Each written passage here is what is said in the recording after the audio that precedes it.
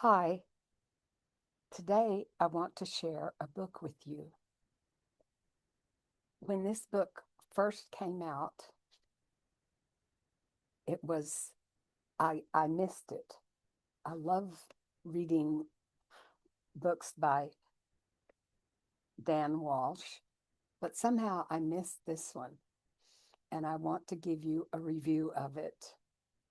Here's the back cover copy. For John and Laura Foster, what began as a fairy tale honeymoon in 1857 aboard the steamship SS Vanderveer quickly turns into a nightmare. A terrible hurricane strikes, and the grand ship begins to sink. Just before it goes under, a rescue ship appears on the horizon, but it only has room enough to save the women and children.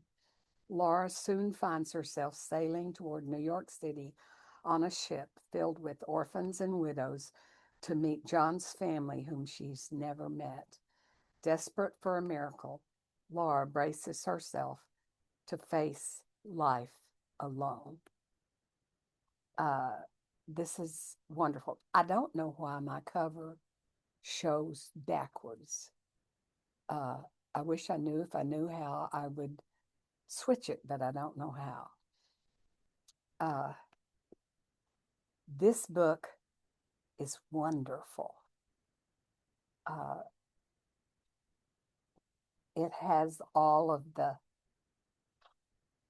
it has suspense and uh, it has, of course, uh, a partial love story, and uh, it's set in September 1857. I'm going to read the first page. Yesterday, when it had become a certainty their ship would sink, Laura and John Foster held hands as they had on their wedding day 3 weeks ago and made a vow when that moment finally came they would leap into the sea together and slip beneath the waves. One quick inhale of water. It wouldn't be suicide. God had already determined it to be their last day on earth, but that's not what happened. Laura was still here, alive and alone, but now John had most certainly perished along with the rest.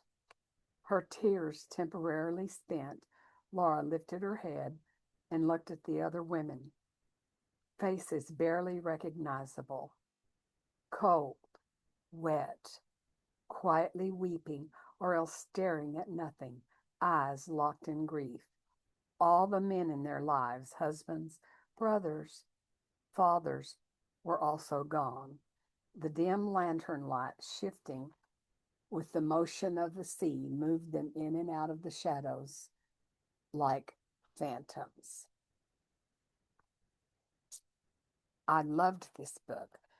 Uh, Dan is a wonderful author, and he does his research and he makes his stories authentic to the time period. And I love that in an author. This story has uh, a lot of twists and turns. There's a really bad guy in it, and there are uh, heroes in it, and it is so authentic to the time period. I highly recommend this book. You won't be sorry if you read it because it will grab you and it won't let you go to the end of the story.